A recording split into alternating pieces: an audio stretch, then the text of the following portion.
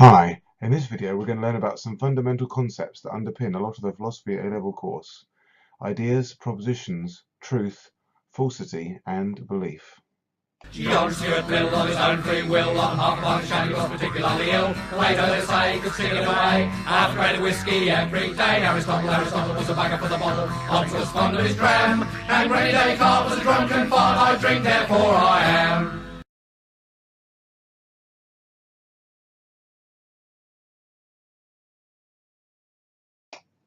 So today we're going to look at some really fundamental concepts in philosophy and in A-level philosophy.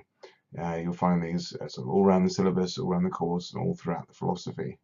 Perhaps most directly applicable and relevant to, or obviously relevant to, epistemology. But we also see these sort of popping up in ethics, especially in meta-ethics, propositional considerations there, and in the philosophy of religion, religious point of view issues, verification, and things like that. These will serve us well. And at the end of the day, just things like the proposition, truth and falsity, and basic grasp of that are absolutely fundamental to approaching philosophy.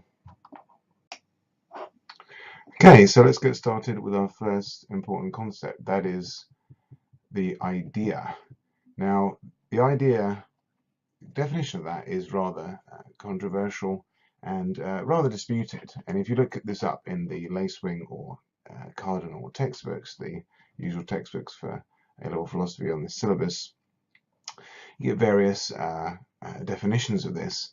And I believe the Cardinal textbook actually says something along the lines of, well, this is there's a variety of different definitions and usages of this term in English and in philosophy. And I think that is true, that you see philosophers perhaps using this in different ways. And some even question what the relevance of the concept of an idea at all, and whether that has much philosophical relevance. However, we are going to need to define and use a concept of an idea, especially for certain aspects of the epistemology course and certain definitions that we're going to want to use. So it is going to be useful for us in certain respects that we're going to see. So a working definition of the idea is the following. We're going to find this useful looking at these definitions. An idea is a concept of a thing or a relation or a property.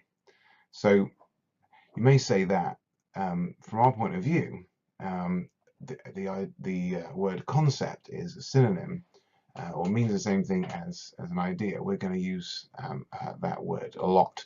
So whenever you see concept in philosophy, at least in this area of the syllabus, epistemology, you can consider that this is interchangeable with an idea. And this can seem a bit vague. In fact, to say an idea as a concept may just seem like we've repeated ourselves and just given another word for this, and that is true to some degree. So to go on to give a bit more detail, the following could be given as examples of ideas, especially in the context of propositions and especially in the context of the definitions that we're going to be looking at going forward. So we could talk in philosophy about the idea of God, or the idea of a person, the idea of a chair, the idea of above, the idea of below, the idea of one, or the idea of addition. Key thing we see here, especially with in comparison to propositions, is that ideas are referred to in English with a single word or short phrase, not a sentence. Where we're dealing with sentences, there our focus will be on propositions, which are coming up. So we can contrast ideas insofar as we're going to use them in this area of the course with propositions. Ideas, refer to them, note them down, discuss them with short phrases or words. So short phrases, just a low number of words. So for now, this is good enough. As I have noted at the start, the idea, what an idea is, that is much disputed. Even in the works of John Locke, for example, one of the textbooks notes that Locke actually uses this sometimes for whole propositions himself, the word idea. So we're not gonna do that. We are going to distinguish ideas and propositions. So here's our working definition of an idea: a concept of a thing or relation or a property. Idea of a single thing, relation, or a property, like we have here. So this wasn't one of the this declarative sentences wasn't one of the highlighted top concepts in the title of this presentation, this video, but we're going to need to build up to the idea of a proposition by talking about the idea of a declarative sentence. So let's look and see what this means. Here's the definition for us that will serve us well. A declarative sentence is a sentence before which you could write, and it would make grammatical sense, it is the case that ... and then you could write your sentence. If you can write it is the case that and then write your sentence, then you have a declarative sentence. So a declarative sentence is not a question or an exclamation or a command, as we'll see. Here's an example: the cat sat on the mat. It's a declarative sentence because you can write and it makes grammatical sense. It is the case that the cat sat on the mat. So that is a declarative sentence. But by contrast, the sentence, which is after all a grammatical sentence, who are you? ? That's not a declarative sentence because you cannot write it is the case that who are you? Well, you can write it, but it won't make any grammatical sense. So it's a simple test as to whether something is a declarative sentence. If you can write it is the case that in front of it, it is a declarative sentence, and if you can't grammatically, then it is not a declarative sentence. And the kind of things that aren't declarative sentences are questions, exclamations, or commands. So not every sentence in English is a declarative sentence. There is another word for declarative sentence which is also useful, and that word is a statement. So that just means the same thing as a declarative sentence, a statement. Okay, which brings us on to a really fundamental philosophical concept, that of the proposition. And we are going to use the concept we just defined, declarative sentence. You're going to use that to define and explain propositions. So a proposition, this is a definition for us, is the meaning behind a declarative sentence. It's the meaning behind a declarative sentence. So we can say that a declarative sentence expresses a proposition. And something that's sort of fundamental to appreciate then is that a sentence is not the same thing as a proposition. And one way we can distinguish them carefully is by saying that two different sentences, for example, in two different languages, can express the same proposition. They can mean the same thing. If they mean the same thing, they express the same proposition, even though they're different sentences. They have different words, different letters, and so on. So, for example, to contrast something in English and French, for example, the sentence "I live in Farnborough," and that's in English, and the French sentence "J'habite à Farnborough." Apologies for the accent there. As it says, which is "I live in Farnborough" in French. They mean the same thing. They have the same meaning, and so we say they express the same proposition. And it doesn't just have to be. It's not just the case with where you have two different languages. It can just be two ways of phrasing things in the same language. So here below examples of two propositions where you have they're both in English, but they mean the same thing. They express the same proposition, even though they're different sentences. And those are, as you can see, John is the male sibling of Paul, and John is Paul's brother. Well, those two sentences, hopefully you can see they mean the same thing. So we could say they express the same proposition. So a sentence is sort of grammar, it's writing, and so on. Whereas when we're dealing with the meaning of the sentence, then we are talking about a proposition. Of course, when we're talking about propositions as per the definition, we're only thinking of declarative sentences. We're not, this won't be applicable. It's not relevant to for questions, exclamations, and so on. But we're thinking of the meaning behind declarative sentences, that's propositions.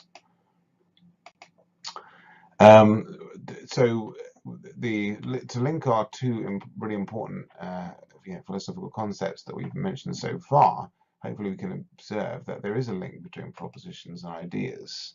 As it says there, notice there's a relationship between propositions and ideas. And what we're going to go on to see later, there's a link between propositional knowledge and ideas, and that'll be in a future video. A proposition then will link multiple ideas. For example, the cat sat on the mat. That's a declarative sentence, so expresses a proposition. So that sentence refers to a proposition. It links certain ideas, like a cat sitting on a mat in a certain way. Remember, we said that the way we're thinking and using the concept of an idea here in this sort of area of philosophy. These are referred to by words and short phrases like cat sitting on a mat, and they're linked in a certain way. The proposition links those ideas, those concepts in a certain way. So having defined the proposition, let's go on to look at truth. Now, truth, it's a rather controversial subject. There are obviously many definitions of truth. It's much debated what truth is. There's that famous passage in the Bible where Pontius Pilate asks Jesus, what is truth? It's sort of an eternal philosophical question, isn't it? What is real truth? What is truth? I think many philosophy students are motivated to sort of discuss that and find out about that. But we are going to define truth in a certain way. And here is our definition of truth. First thing we can say is, as it says there in the definition, truth is a property of propositions. So in philosophy, at least in this area of the course and fairly generally, truth is a property of propositions. So propositions can be true, they can also be false, as we'll look at. To go on to read that definition, it says traditionally a proposition is true when it matches or corresponds to a state of affairs in the external world or in the mind, what we might call the internal or even the internal world. So the key word there is corresponds, which means matches. So it sort of matches or sort of links up with the one with the other. And this is a very sort of serviceable, very useful definition of truth. There are others, and some of which we may, or we are touched upon in the philosophy course as we go on. Particularly, I'm thinking of perhaps in philosophy of religion, religious point of view, and things like that. We get to think about that kind of thing.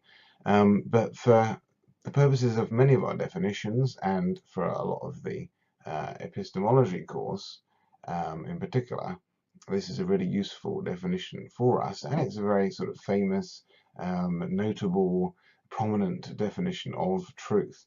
The idea that truth is all about the proposition, what you say, what you write, the meaning of that matching or corresponding to the world, and if it matches, sort of accurate, it's a good match, and then that's true. We'll look at a diagram in a minute, which might help bring this home even more. And so from this definition of truth, then, you can go on to define what a true proposition. So a true proposition is a proposition with the property of truth. Truth is, as we said, it's a property of propositions. And you can even go on to define a truth. What is a truth? That's a truth. It's a true proposition. So for completeness, we kind of list that there. A truth is a true proposition. It's just a true proposition. Just a shortened way of referring to that. So, for example is always good to give in philosophy to help explain your point. James lives in Leytonstone is a truth. It's a true proposition, because that proposition, it corresponds to, matches the state of affairs in the world that James lives in Leytonstone. So there's something about this proposition that is sort of accurate. It matches up well to what's actually going on in the world. It's a good match. One corresponds to the other. And there's also another important word which is useful for us, and that is the word fact. And a state of affairs in the world, or certainly the external world, the world sort of beyond us, beyond our minds, out there in the world, we can call that a fact. It's a state of affairs. So if James lives in Leytonstone, that's a fact about the world. The state of affairs, he actually lives there. He's actually there, or he's there some of the time enough to be considered to be living there. So that is what we mean by truth. Just to mention something briefly before we go on to falsity, the easiest cases to deal with, and the most sort of straightforward and the regular cases, are where we're talking about the proposition matching something in the external world, the world beyond us, like James lives in Leytonstone, or so another example, Nelson's column is in Trafalgar Square. There we have a nice, neat idea of the sort of proposition, sort of describing a state of affairs and then matching well the fact of the world. Where it becomes a little bit more complicated is where you have propositions which don't necessarily refer to states in the sort of external world. So, for example, thinking forward to future videos, maybe we'll need to come back to this, ideas like analytic truths, and don't worry too much about what that is now, but we'll come back to that. But there, the notion of truth becomes perhaps a little bit more complicated. We need to be very careful when we're explaining it. But the idea of matching works very well. The corresponding works very, very well when you're thinking of matching the external world. The world around us, like facts like people living in certain places, or Nelson's column being in a certain place, or things like that. So let's look now at falsity. Obviously, true or false, falsity being the counterpart of truth. The good news is, if you grasped what we are talking about when we talk about truth, then falsity is not too much more to learn. Falsity. A property of propositions, traditionally, or a common account of this one we can use. A proposition is false when it does not match or correspond to a state of affairs in the world. So, or the mind, as appropriate, as it says there. And again, it comes with sort of attendant or definitions which sort of flow from there. A false proposition is a proposition with the property of falsehood. That gives, in turn, a falsehood is a false proposition. It's a shorthand way of saying that. That's a falsehood. Just means that is a proposition that is false. We can look at examples again. So here's one. James lives in Horsham is false. It's a false proposition because it does not correspond to the facts of the world. It doesn't match the world. As a matter of fact, James does not live in Horsham, so that is what the sort of state of affairs outlined by the proposition don't match, don't correspond to. There's a mismatch. The proposition said that James lived. The proposition said James lives in Horsham, but actually he doesn't. So the two don't match up. They don't correspond. So instead of truth, where it does match with this one, is a case of falsity.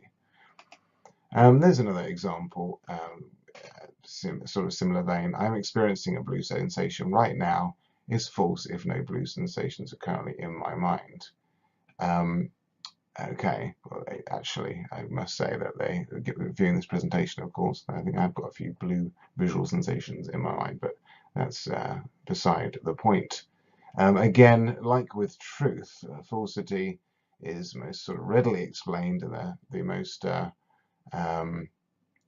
sort of easily graspable cases are those propositions that refer to states of affairs in the world, and which then either match or mismatch. Where you have analytic falsehoods, and don't worry what that is now. In a future video, that will be covered.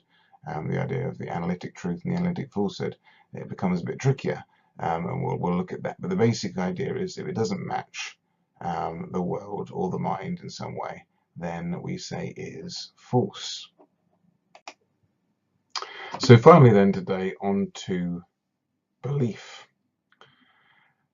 Belief, another and the final one of the concepts that we're considering, and builds on the ideas of truth and the idea of proposition. How to define belief and what belief is again, like many of these terms, controversial amongst the philosophers, and there may be slightly different takes on it. We're going to look at a definition that will be very useful for us. It's a standard sort of propositional definition of belief, and very useful for discussion of knowledge and the epistemology part of the A-level philosophy course. So let's get defining. A belief of a person is a proposition taken to be true by that person. So it's a proposition fundamentally. This is a propositional account of belief, and someone takes it to be true, and that person then has that belief if they take it to be true, if they affirm that, they consider it to be true. And the word belief, just as it is there, in general, it can refer to just one belief, or it can refer to many beliefs. And we always like examples, so here's one. I have the belief Collier's is in Horsham, because I take the proposition Collier's is in Horsham to be true. I consider it to be the case. So that proposition, I consider that to be a true proposition. It's not always the case that beliefs are actually true. For example, it's been suggested that some people in history at one point had the belief that the world was flat, but despite the fact that some of them took that to be true, actually we now know that was a false belief. That proposition that they took to be true didn't match or correspond to the true state of the state of affairs in the world. So it was a false belief that they had, but nevertheless it was a belief because they took it to be true. They took that proposition to be true. So belief is all about taking a proposition to be true, but the belief itself may be true, that proposition, it may be true, it may be false, and well, it depends on the circumstances.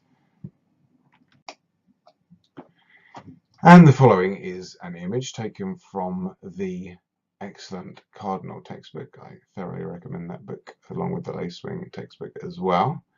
And this image from that textbook brings a lot of these, the things we've been discussing today, together.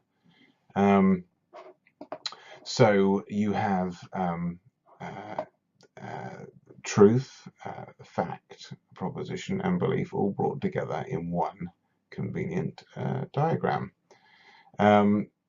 We could start with the proposition there. The cat is on the mat there, and that proposition then matches what we see in the world. That there's a good correspondence between the two. The proposition there matches the fact of the matter, the state of affairs in the world. There's a good match there. So we say that that's a true proposition.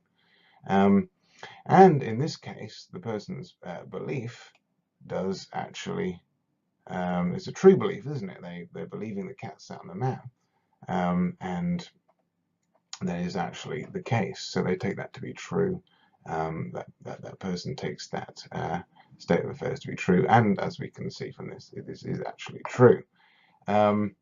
Of course, if the cat turns out to be some kind of devil monster or something, I don't know if I can draw a really awful diagram here. What a terrible drawing. Okay, if the cat turns out to be a devil monster instead in disguise, and it's just revealed sort of its true nature here